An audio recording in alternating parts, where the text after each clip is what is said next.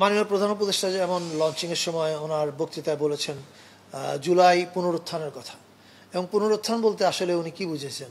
উনি বুঝিয়েছেন যে জুলাই আমাদের সবার মধ্যেই ছিল। জুলাই মাস এসে আমাদেরকে স্মরণ করিয়ে দিচ্ছে যে জুলাইকে আবার জাগিয়ে তুলতে হবে। জাগিয়ে তোলার অর্থ হচ্ছে জুলাই ঐক্য। আমরা যেরকম 2024-এ এক হয়েছিলাম, আবার এক হওয়া, এবং সেই ঐক্যের জন্য একটা দিন ঘোষণা করেছে। আপনারা জানেন যে অগাস্টের 5 তারিখ মানে জুলাই 36, সেটা হচ্ছে আমাদের জুলাই গণ অভ্যুত্থান দিবস, এবং ওই দিবসে সবচেয়ে বড় অনুষ্ঠানটা হবে। এছাড়া আরেকটা বিশেষ দিবস ঘোষণা করা হয়েছে, আপনারা জানেন 16ই জুলাই, জুলাই শহীদ দিবস, যেদিন থেকে শহীদ হওয়া শুরু হলো আবু সাইদ, ওয়াসিম, শান্ত, ওমর ফারুক এবং এরা প্রত্যেকেই। এই 2 দিনের বাইরেও জুলাইয়ের 14 থেকে আমাদের মেজর ইভেন্ট কিক অফ করছে। জুলাই 14 হচ্ছে জুলাই উমেন্স ডে।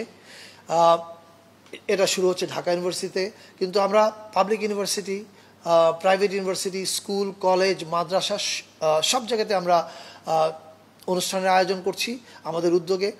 18 তারিখ হচ্ছে প্রাইভেট ইউনিভার্সিটি রেজিস্ট্যান্স ডে, 21 তারিখ মাদ্রাসা রেজিস্ট্যান্স ডে। এছাড়া আমাদের যে রেমিটেন্স যোদ্ধা আছেন যারা প্রবাসী, তারা, দিনমজুর, রিক্সাওয়ালা, ডাক্তার, নার্স, শিক্ষক প্রত্যেকেই আমাদের এই পুরো কর্মসূচির মধ্যে অন্তর্ভুক্ত। আপনারা ক্যালেন্ডারটা হয়তো আজকে বিকালের মধ্যেই মাননীয় প্রধান উপদেষ্টা প্রেস উইং থেকে লঞ্চ করা হবে, তখন আপনারা পেয়ে যাবেন। আপনার কিউআর কোডটা স্ক্যান করলেই পুরো মাসের প্রোগ্রামের তালিকা দেখতে পাবেন।